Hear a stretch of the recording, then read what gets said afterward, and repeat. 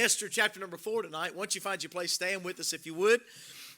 I'll try my best to stay right here and not walk around too much, so you can try to hear me. But let's begin reading down in verse number 6, and we'll read down through the latter part of the chapter. Starting in verse number 6, and we're really picking up mid-story. Okay, we're picking up right in the middle of even a. We're not just picking up mid-story, we're picking up mid-thought, and I'll go back and we'll get filled in. Most of you are going to be super familiar with this anyway. But the Bible said, Hatak went forth to Mordecai unto the street of the city, which was before the king's gate. And Mordecai told him of all that happened unto him, and of the sum of money that Haman had promised to pay to the king's treasuries for the Jews to destroy them. Also he gave him a copy of the writing of the decree that was at Shushan, that was given rather at Shushan to destroy them, to show it unto Esther, and to declare it unto her, and to charge her that she should go in unto the king to make supplication unto him, and to make requests before him for her people. So Hatak came and told Esther the words of Mordecai. Then Esther spake unto Hatak, and gave him commandments unto Mordecai. All the king's servants and the people of the king's provinces do know that whosoever, whether man or woman, shall come unto the king in the inner court, should come unto the king into the inner court, who is not called, there is one law. Let's go back. Let me read that right. I got my brain in my mouth and I can't get the two of them together, so y'all pray for me. All the king's servants and all the people of the king's provinces do know that whatsoever, whether man or woman, shall come unto the king into the inner court, who is not called, there is one law of his to put him to death, except such to whom the king shall hold out the golden scepter, that he may live. But I have not been called to come in unto the king these 30 days. And they told Mordecai Esther's words. Then Mordecai commanded to answer Esther, think not within thyself that thou shalt escape the king's house more than all the Jews. For if thou altogether holdest thy peace at this time, then shall their enlargement and deliverance arise to the Jews from another place. But thou and thy father's house shall be destroyed. And who knoweth whether thou art come to the kingdom for such a time as this? Then Esther bade them, returned Mordecai this answer, go, gather together all the Jews that are present in Shushan, and fast ye for me, and neither eat nor drink 3 days, night or day. And I also and my maidens will fast likewise, and so will I go in unto the king, which is not according to law, and if I perish, I perish. So Mordecai went his way and did according to all that Esther had commanded him. All right, Brother Jason, lead us tonight as we pray, if you would. Amen. Thank you. You can be seated. When I think about courageous Bible characters, my mind immediately goes to some that we have talked about, some that we will talk about. But I think about David when he stood up to Goliath. That was a courageous moment in Bible history. That was a time that you look at and you think, here this young, probably teenage boy goes and he fights a mountain of a man, a giant of a man by the name of Goliath, and he stands up to him and he runs toward him. And you think about the courage in the life there of David. Then I think about Daniel as he boldly faced the den of lions, how that he would not go back or recant his faith and would not apologize for his worship of God. And they threw him there in the den of lions, and how that he goes in boldly. I think about Shadrach, Meshach, and Abednego as they refused to bow down to King Nebuchadnezzar. And all of these things I think about. And I think about courage, and it seems like they kind of stand out. I think about the apostles as the majority of them were martyred for the faith, and as they gave their very life in the face of danger and in the face of turmoil and trial. And you know, that's courage. That took courage. That took bravery. But tonight I think about one that is oftentimes maybe overlooked, or we would definitely not slight this person any, but maybe they're not prevalent to mind when it comes to this thing of courage. And yet here we look tonight at this lady by the name of Esther, who displays great courage. Up to this point, all the characters we've looked at have been men. We've talked about the strength of Samson. We've talked about the faith of Abraham, the obedience of Noah, the wisdom of Solomon. We talked about Joseph's willingness to follow. But tonight I want to talk about this one that had courage, a courage that I need. And yes, it's from a woman by the name of Esther. I think we can learn a lot from the character of Queen Esther. Probably one of the most prevalent portions of Scripture we all would say is, she was here for such a time as this, okay? But there's another saying, there's another thought that I want to give you tonight concerning this lady by the name of Esther. Many a speech has been made. Really, that's the epitome of courage. Think about Patrick Henry's famous speech. Does anybody know what Patrick Henry said? Give me liberty or give me death. That's courage. Now, that'd make you want to go out and shoot a communist, right? I mean, when you hear, I know I'm on Facebook, and y'all can laugh, that's okay. I did grow up in a time to where socialists were the enemy. Communists were the enemy. And by the way, they still are the enemy to freedom, whether they sit in an office somewhere with a tie on or whether or not they got a hammer and a sickle on. Anyway, but that make you want to go out and fight for the cause, right? Give me liberty or give me death, as they were fighting the oppression of the British, and they were trying to gain the freedoms which we so now enjoy. That's a great statement that took much courage to stand. We oftentimes think about the signers of the Declaration of Independence. Let me tell you something. It took courage for those men to pin their name down. And when you look particularly at the most prevalent name, who is it? John Hancock, the largest letter. He didn't do that because he couldn't see well. All right, it took great courage for him to pin his name down and say, I identify with this cause. What about this? JFK said the only thing we have to fear is fear itself. That's a great statement about courage. And when you read that and you listen to that, and listen, your mind can go to great quotes of history. Your mind can go to great, even to famous lines and even famous battles in movies and things of that nature. And but let me tell you this: there's a quote in this portion of scripture that I read that I think this, and I've read it before and I've heard it, but I think it is the epitome of a great quote, maybe one of the greatest quotes of courage that you'll find. Listen to what Esther said. Esther said down in verse number 16, he said, Go gather together all the Jews that are present in Shushan, and fast ye for me, and neither eat nor drink 3 days, night or day. And I also and my maidens will fast likewise, and so will I go in unto the king, which is not according to the law. Listen to it. And if I perish, I perish. Man, I'm telling you, that is a statement of courage. I'm going to do what I have to do. And if I die, I die. If I perish, I perish. Now, listen, you're not talking about, wrap your brain around this for a minute. I expect that from a character like David. I expect David here, a youth that was ruddy, and you know, he was a shepherd, and he was probably a pretty strapping young guy in good shape. I expect it from a man the caliber of Samson. You know, you think about, the way we imagine Samson strong. But when you come to this lady by the name of Esther, you understand that Esther was beautiful. You understand that Esther was like this perfect, for lack of better terminology, this Barbie doll looking figure, right? She caught the king's eye. Okay, she was probably not ugly. She probably didn't smell bad. She probably didn't have bad hygiene. She would probably been like this, something that somebody would have put up on a pedestal in our day, probably in Hollywood or a model runway somewhere.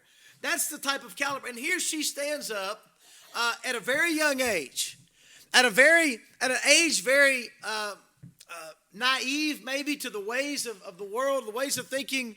And she stands up and makes one of, if not the most courageous statements that we've heard or mentioned tonight. If I perish, I perish.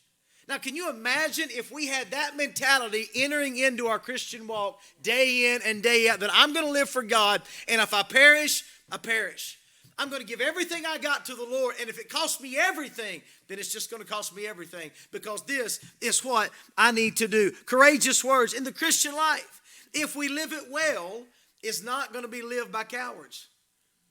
Think about it for just a minute. The Christian life, if it's lived well, will not be lived by cowards. Cowards, what do cowards do? Cowards kind of camouflage.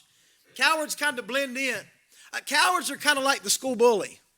The school bully stands out whenever they know that they pretty much can whip, or they've got the support of people. But you let them migrate into a community to where all of a sudden they're not thinking that they're as rough as they are. They'll just get quiet and cower down. All right, listen, a real Christian life, a valuable, valid, prosperous Christian life, that we accomplish the purpose of it, is not a life to be lived by cowards.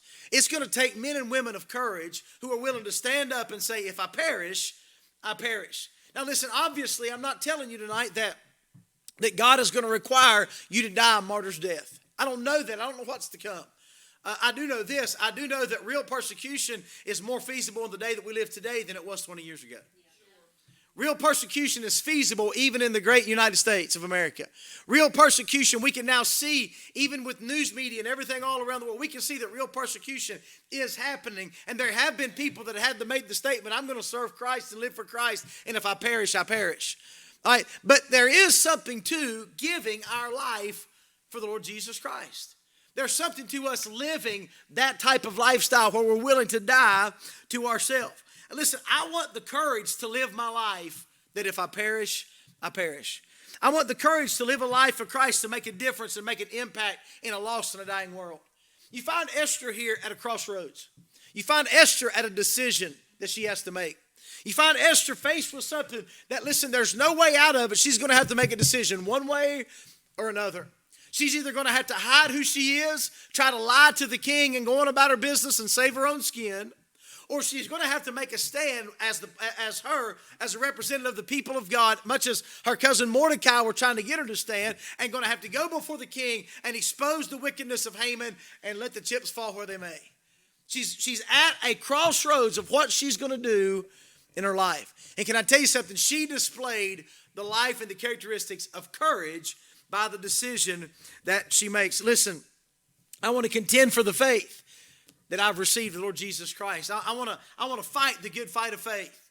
If I do that, it's going to take courage, and I hope I'll be able to say, as she did, if I perish, I perish. I'm talking tonight, and I want what they have. I'm talking about Esther. I want the courage of Esther. First of all, if she's going to do this, if we're to live a life this way, I think first of all she had to realize the urgency and the importance of her task. For her to say, if I perish, I perish, something's going to have to click of the urgency and the importance of the task at hand. When those such as Jared have signed up to serve our country, and they go out and they fight on the front lines, they've had to make a decision to say, listen, the cause that I'm fighting for is worth the sacrifice that I'm getting ready to make. All right, and she said, if I perish, I perish. All right, so first of all, she had to come to grips with what's really at stake. What was at stake in Esther's situation? Now, again, our situation is not going to be the same as Esther's. We're not necessarily saying it's the stake of the people of God's existence or survival. But you understand that at a very real core of the matter, the issue that she was to take a stand on is an issue of life or death. It's a matter of life or death. And can I say this tonight? Our stand as to whether or not we will stand or we will not stand or genuinely live out our Christian life is a matter literally of life and death, that of eternal life or that of eternal death. It's a matter of life and death. I think this tonight. I think so many of God's people, sometimes we put our head in the sand, if you would, and we forget that living a Christian testimony before other people around the world is a matter of life and death. There are people that are watching us. Listen, if I don't have the courage just to be obedient, I'm not going to have the courage to live over and above in a sacrificial manner. If I don't have enough courage and I don't have enough heart to just do what I'm supposed to do, I would be naive to think that I'm going to have enough heart to live over and above that which I'm supposed to do or that which the world expects for me to do. All right, but it's literally a matter of life and death. Think about this for just a minute. You understand that literally the lives of people were weighing on her decision. You ever thought about that?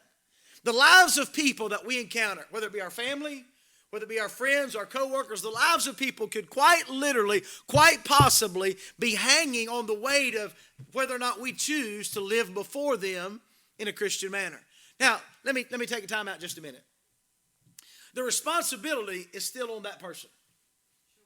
Okay? I'm not here to try to get you to live in a proverbial state of guilt. Okay? I think we've had way too much of that.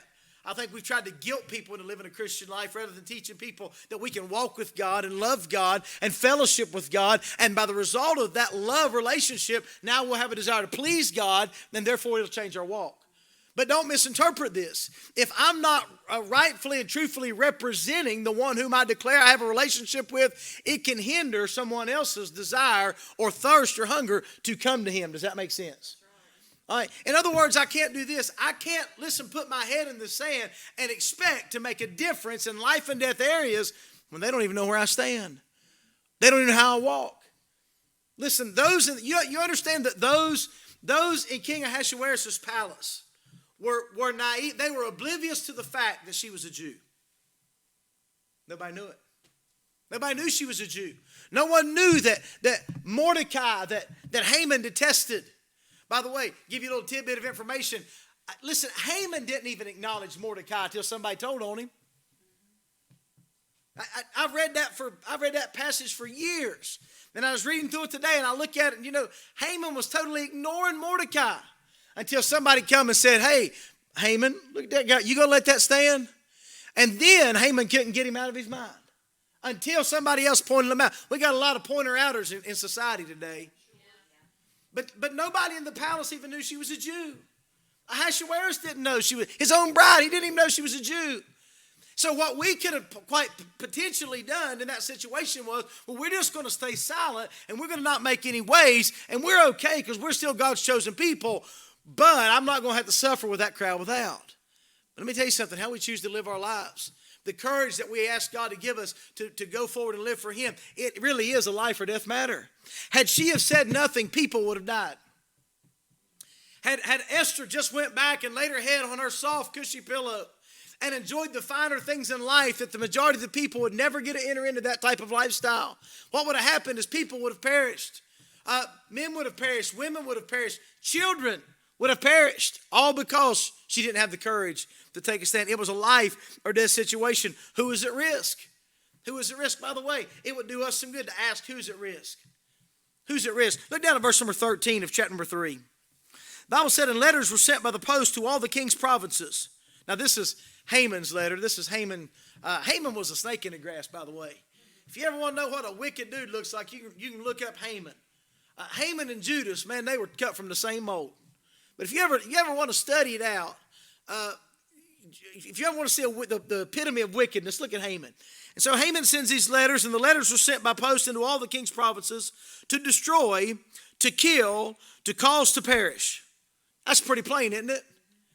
Well, if destroy didn't get them, killing them will, and if that don't make it, we're going to get them by the word perish. I mean, one way or the other, we're going to wipe them out. They wasn't going to persecute him. They wasn't going to make him slaves. They wasn't going to make him servant. They were going to kill them, to annihilate them, to wipe them off the face of the earth, to devour them. All right, all Jews, both young and old, little children and women, and in one day. I mean, it was literally going to be a bloodbath all throughout the regions that King Ahasuerus ruled over. I mean, it was going to be a bad day. This is the people whose lives were affected. Now, here's what, if we're not careful, here's what we can do. We look at our little immediate group right here. Our my four, no more type of group, that mentality. And we think about the regions of beyond, and that's why we send missionaries, and we give a few dollars, and we feel better about ourselves because we're sending missionaries because, those unknown, unforeseen people that we'll never meet, we'll never talk to, we'll never know them, their families, their cousins, their nephews, their circumstance, situation. We'll pray for them and hope for the best, but we really don't see the burden. But I'm talking about, what about the people that are right around us if we put our head in the sand? These are going to affect her people. These are going to affect the people of God. These are going to affect those women and those children, those villages, those tribes. And so literally, who was at risk? Her own nation was at risk. Can I tell you this today? Listen, if you take the world out of the equation for just a minute, just look at your Jerusalem and Judea and Samaria for just a minute. Just look at that area. This world has a need for us to be who we're supposed to be in the world and the region in which we live in right now. And we need the courage to do that. All right, how much time did she have? How much time? I mean, how much time do we really in it? We're talking about her need. She had to realize how urgent it was. Based on, best I can figure, she had about 11 months. That's it. 11 months to save the world, as she knew it. 11 months to save her nation. You think, man, preacher, 11 months, but you got to understand, there was politics then just like there's politics now. She didn't just barge into the king and say, hey, king, what's up? She just didn't do that. There was a process to go through. The laws were not just easily changed, even laws that he made. You'll see that toward the end of the chapter. But I'm telling you, she had to get with the program if she expected to save the lives in which she wanted to save. Can I tell you something, church? It's time that you and we get with the program. Listen, we've talked about it enough. We've boasted about it enough. We've boasted about our eternity in heaven, but yet when it comes to a practical lifestyle, a practical living, listen, it's time that we really get down to where the rubber meets the road and start putting our actions or putting our talk into our actions. It's time that we start living boldly and courageously and even somewhat, if you would, dangerously, to understand that, listen, we're here to serve our purpose for the cause of Christ. We need that courage. All right, in order for her to do this, if I perish, I perish. She had to realize the urgency and importance of her task. Second of all, she had to overcome personal fear. Personal fear. Personal fear is something that's very hard to overcome. There's a lot of people that's really good at talking their way out of things. They try to talk themselves into certain things. Have you ever watched someone that's afraid of heights talk to themselves as they climb stairs? Have you ever been around anybody that does that talks to themselves? I'm gonna be okay. It's okay. I'm all right. People that are afraid of amusement park rides. It's okay. It's gonna be over soon. I can do this. You can do this. It's gonna be over soon. Don't talk to me. It's gonna be over soon. All right. What are they doing? Man, they are trying to talk themselves out of being afraid. Okay. Usually that don't work. What about people that deflect? Guys or high school guys, junior high to high school guys, they're bad about this. They're not afraid of anything. I ain't afraid of nothing. Liar. On the inside, listen, he's as yellow as that school bus parked in. I mean, just coward, just scared, plumb to death, but won't let anybody know it. But he still lives with that fear. He still lives with that. Well, listen, if in order for us to do anything great, you're going to have to overcome some personal fear. I may have given this illustration before, but when I was in high school, I was 155 pounds soaking wet. I mean, soaking wet with football pads on. And, now I don't know what I don't know what Jared and his buddies eat, but high school people ain't built like they were when I was in high school. I'm just telling you right now. Our linemen, I can promise you, our linemen, a 40-yard dash, and they needed oxygen. I'm just telling you, they wasn't wired like they're wired now. Now these guys are coming out, and they 275, and they ain't got an ounce of fat on them. They would have been a fullback and a middle linebacker when I played ball. I mean, and signed them with colleges. Our linemen, we made fun of them because they couldn't catch us. I'm just telling you. But I remember when I used to play, and as a little guy with a great big mouth, and I know y'all can't imagine that, you talk a big game, but when that whistle blows, and that dude is coming, that fullback is coming, and you're the only thing between him, and I'm 155 pounds, and he's 235 with a full head of steam, I don't want to hit him. He wants to hit me. It does not work out well for me. But I'm too arrogant and proud not to hit him. So what happens? He cleans my clock and laughs at me standing up top of me. But if I'm going to get up for the next play, let me tell you what I'm going to have to do. I'm going to have to re-click that chin strap and overcome some fear if I expect to stay in the football game. Listen, that's not always an easy thing to do. Can I tell you this? It didn't just come easy for Esther to make a statement, if I perish, I perish. Those weren't just cheap words.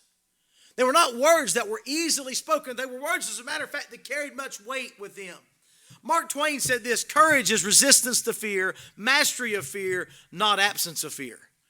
All right? Just because somebody's courageous does not mean they're not afraid. FDR said this: courage is not the absence of fear, but rather the assessment that something else is more important than fear. That's a really good statement. I'm not a huge FDR fan, but that's a really good statement. All right? It's not saying that, hey, I'm not afraid of anything. I'm going to live for Christ. I'm not afraid of anything. Doesn't mean that. Courage, in fact, is recognizing, hey, I'm afraid. This possibility of being separated from the people that I love and being ostracized, I'm afraid of that, but there's a cause that's greater than my fear. I don't want to be made fun of. I don't want to be lambasted in front. I don't want to be disliked and shunned, but there's a cause that's greater than my fear. What is that? That's courage. Esther was probably pretty happy and content in the kingdom she was in. She's probably pretty happy with her lifestyle and with everything around her, and she probably didn't want to rock the boat, and she was probably afraid that it would take her life. However, at the same time, there was a cause that was greater than her fear, which stirred and was the motivation for her courage. All right, why did she need to overcome her personal fear? Because she had to go consult the king. Do you understand that this put her life in jeopardy? Her very life. you know that Ahasuerus didn't have any problem putting a wife away. That's how she got her job. Yeah. I mean, this is a guy that had concubines. You know, he wasn't a one wife for life kind of guy. Needless to say, she was expendable. Now, we can kind of chuckle at that and laugh about that, but I'm going to tell you right now, it wasn't funny if you was in her shoes. It wasn't anything funny to know his history that, he done got rid of one wife. And I ain't guaranteed tomorrow, but you want me to go and go before the king and just to be in his presence without being called, I'm putting my very life in the line. But there's some things that's worth putting our life on the line for. Listen, we have lost loved ones in our families, in our homes, and our loved ones. And I'm not talking about going and preaching them a 3-point outline. I'm talking about living a real bold Christian life before them. I'm talking about them seeing your life and seeing your heart and not hearing your mouth, but seeing your life. There's a difference. It's hard to preach to somebody when you're not practicing it. It's hard to preach to somebody. It's hard to tell anybody about, how good God has been. Listen, when you can't be found where you're supposed to be, not doing the things you're supposed to be doing things that you're not supposed to be doing. I'm talking about having a courageous boldness to live your life in such a fashion that, listen, we'll put ourselves in harm's way. We'll die to ourselves for the cause. And that's exactly what she had to do. She had to overcome personal fear. There was intimidation for the task. Look at verse 11. And all the king's servants and the people of the king's provinces do know that whosoever, whether man or woman, shall come to the king of the inner court who's not called, there's one law of his to put him to death. Man, that's intimidating. If I go there, he has the power to take my life. He has the power to destroy me, to destroy my comfort, to destroy my security, to destroy my position. He's got the power to do all of that. Man, she's going to have to overcome some of that. What about personal risk, personal death? Again, had to put her life on the line. What about this in order to confront the enemy? She is going to have to deal with Haman. She's going to have to deal with him. Now, I do, this is not in my message, maybe it should be, but I do like the way that she deals with Haman. Basically, she pulled a fast one on Haman. Haman didn't see it coming. I'm just going to tell you. Haman was as blindsided by her as he was by Ahasuerus when he said, what shall the king do to the man in whom the king delighteth to honor? Oh, it's got to be me. I mean, who else? It's got to be me. King likes me. King, here's what I do. I go get your best clothes, and I'd get your choicest servant, and I'd give him the clothes, and I'd let him go down and don't forget your crown, you king. You got to put your crown on him. And I'd put him on your best horse, and I'd let your best servant put your best clothes and your crown on his head and parade him around town saying, this is the man that the king wants to honor. King said, okay, Haman, that's exactly what I want you to do. Go in my closet, get this garment, and go put it on Mordecai. And you lead him around all the city openly. Man, I'm telling you, Haman did not see that coming. That just lets me know that I believe God does have a sense of humor. I do. Because I'm going to tell you, Haman can you imagine, he was mad, he was fit to die. And then, she's called me to a banquet. I'm somebody. Went home and told his wife, nobody else got to come in, just me and the king. That's all it was, just me and her and the king. It's great. You'd have been so proud of me. You'd have been so proud. I mean, they wanted me. She fixed me something to drink, and guess what? I get to go back tomorrow. And I'm going to tell you right now, she's absolutely set the hook in that old boy. And before it's all said and done, he's standing there getting ready to die and didn't even know it. She's going to have to face her enemy. But all of that didn't come easy. It's amazing how God will give us grace to fight the battles we need to fight. How that God will give us wisdom to fight those battles. But let me tell you what it's going to start with. It's going to have to start with some courage and overcoming some personal fears so that we can allow God to give us the help and the grace that we need. She had to overcome some personal fear. I think about this. This is maybe a cheesy illustration. If you ever knocked on doors, and I know we live in the pandemic age, and a lot of that you can't do like you used to, and I mean we just live. It's not 1960 anymore. We just live in a different time. But I distinctly, I know what it's like to go out door knocking. And to be the example that I'm here, I'm the pastor, I'm supposed to be showing everybody how to do this, and I'm still nervous to knock on the door. I'm still wondering how are they going to respond? What are they going to say? What am I going to encounter? Man, that's a rough-looking dude right there. They don't look like they really want to hear what I'm selling, peddling, or whatever they want to call it. Listen, and there's a personal fear with overcoming a lot of that thing. I know what it's like to fight yourself about giving somebody a tract at a gas station. Ridiculous. Totally ridiculous. Utterly foolish.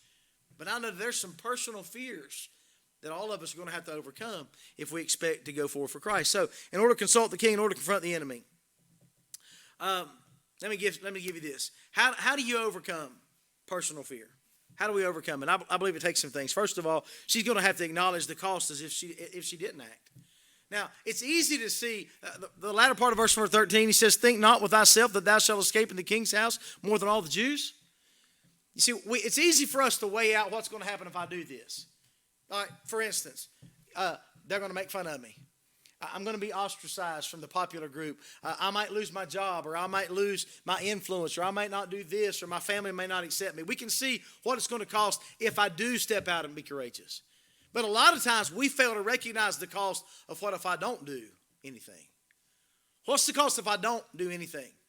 Well, what's going to happen if I step out? I could be embarrassed. But if I don't do anything, they're going to perish. These Jews are going to perish. My people are going to perish. The people that I love and that I know and that raised me and cared for me and my family, they're going to perish if I don't do something. You see, she's going to have to understand, she's going to have to acknowledge, if I don't do something, the cost is going to be far, far greater than if I do something. All right, we're going to have to acknowledge the same thing. You've heard this said. It's been said that the only thing necessary for the triumph of evil is for good men to do nothing. That's all just to sit by and do nothing. Can I tell you, God never called us to sit by and do nothing. God didn't save us to sit by and do nothing and live as a little safe, secure, happy lifestyle. God called us to contend and earnestly contend for the faith. She had to acknowledge her opportunity. Verse number 14, for if thou altogether holdest thy peace at this time, then shall their enlargement and deliverance arise to the Jews from another place. But thou and thy father's house shall be destroyed. You know what he says? He said, listen, God can take care of his people. That's the bottom line. God can raise up a deliverer. But you and your family's going to die. But here's the reality. He says, but wait a minute. He said, maybe God has you here to use you, now's the phrase, for such a time as this. You know what that is? That's an opportunity for her to be a vessel used by God. And for believers that are here on this earth, living in a dangerous world, can you realize tonight that we have an opportunity to be a vessel that's used by an almighty God to accomplish his will through our life? Listen, that's how we overcome. We got to get our mind off of all the things that it could cost us if we do, and realize that there's a price to pay if we don't, and that we're missing an opportunity to serve the King of Kings and the one who died and suffered and bled so that we could be saved. She had to acknowledge the opportunity. God's going to use somebody, but he wants to use you. Then she's going to need strength from God to give her courage. What's she say in verse number 16? She said, okay, go back and tell Mordecai this. You go back, you fast and pray for 3 days. And me and my maidens, we're going to fast and pray for 3 days. And then I'll go talk to the king. You know what she's saying? She said, give me 3 days to talk with God. Give me 3 days to get alone with God, that I can get the power of God, I can get the confidence of God, I can get the comfort of God, I can get the courage of God. Give me 3 days. And you go pray for me, and I'll go pray for me. But then she said this, and she said, and so will I go in unto the king, which is not according to the law. Mordecai, don't forget, I'm breaking the law to do this, and if I perish, you know what? There's a simple principle. Listen, she's going to have to accept the encouragement and the charge for those that she loved. The encouragement and the charge. You say, what do you mean? Sometimes we need help. A lot of times we need help. We need encouragement. We need drive. Now, she's going to ask for the Lord's help, okay? But what got her to that place to say, listen, I'm going to trust God. I'm going to go forward and do it. What got her to that place was a family member by the name of Mordecai that with a broken heart came before her and said, listen, you're here for this reason. You can make a difference. I can't go to where you can. I can't get to where you can get. I can't speak to the king like you can speak to the king. Now think about that in our daily lives. I can't go where you can. Nor can I go where you can, or you can't go where I can. But God has us in those places so that we can effectively make an impact on the people's lives that we encounter for such a time as this. All right, but she had to heed to that. In other words, she needed some help getting out of her comfort zone. She was resistant, just like we are. The first message she got from Mordecai. As a matter of fact, before she even got the message, she's sending clothes down to him. You got to get out of them sackcloth and ashes. Somebody's going to see you. You can't come before the king. What do you here? Put these clothes on. Cover it up. Hide it. Disguise it. He said, I can't do that. And then when she got the message, she didn't want to ruffle feather. I can't go to the king. He said, you have to go to the king. What's he doing? He is encouraging her. He is getting her to see the need so that now she will make the decision that only she can make for herself. Mordecai didn't make this decision for her, but Mordecai encouraged her in making the right decision. There are a lot of times in our life, do you know how we have revival meetings, missions meetings, we have weekend camping. You know why we do all that? So that we can be challenged, that somebody can remind us, hey, we have a decision to make for Christ. We're at a crossroads in our life of making decisions that will impact the people and the places around us. And we need the courage to say, I'm going to live for Christ. And if I perish, I perish. We need some encouragement. She had to accept that encouragement and that charge. And that's exactly what we need. She could have got mad at Mordecai. How dare he ask me that question? What gives him the right to tell me what to do with my life and how I got?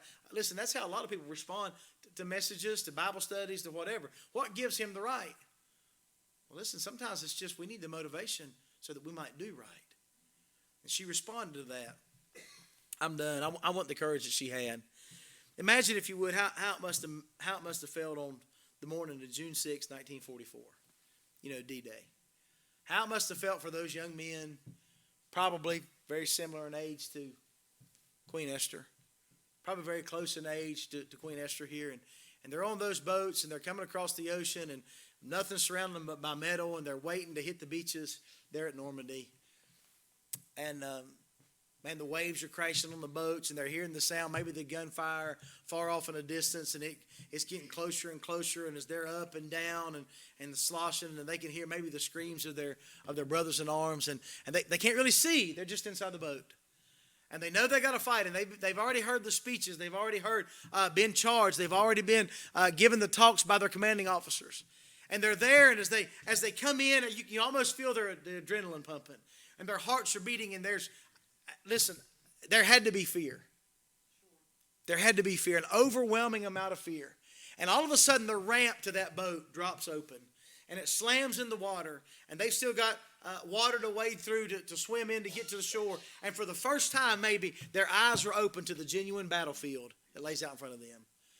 Maybe their brothers in arms are lying face down, floating in the water where they've already given their life in sacrifice. Maybe they see up in the rocks and the cliffs the enemy that's shooting and firing at them, and they think, man, this is an overwhelming task, but I've been called upon to do it. And you know what they're going to have that courage to take that first step off that boat? They're going to have courage. They're going to have courage. Can I tell you something? We have not been called to a life of ease and a life of comfort and a life of happiness and joy and all the cushy stuff that we oftentimes apply with Christianity. Our life is being called to a life of warfare, to earnestly contend for the faith, to fight the good fight of faith. It's going to take courage in order to live that bold Christian life. Now, I'm not talking about being harsh, and I'm not talking about being hateful and arrogant and all those things. I'm not talking about that whatsoever. But I'm talking about living a bold Christianity to where we can make the difference when it comes to the crossroads of decisions that will impact others for the cause of Christ. But in order for us to do that, you know what we're going to have? We're going to have courage. We're going to have the courage like Esther had this courage. For such a time as this. To what end? That if I perish, I perish. Listen, it's not our lives, it's his.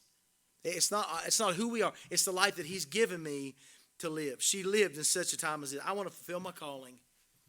I want to do what God has called me to do. But if I'm going to do that, I'm going to have courage. Esther had it. God gave it. And if God gave it to her, God can give it to us. May God help me to see that I need the courage. Would you stand with me tonight?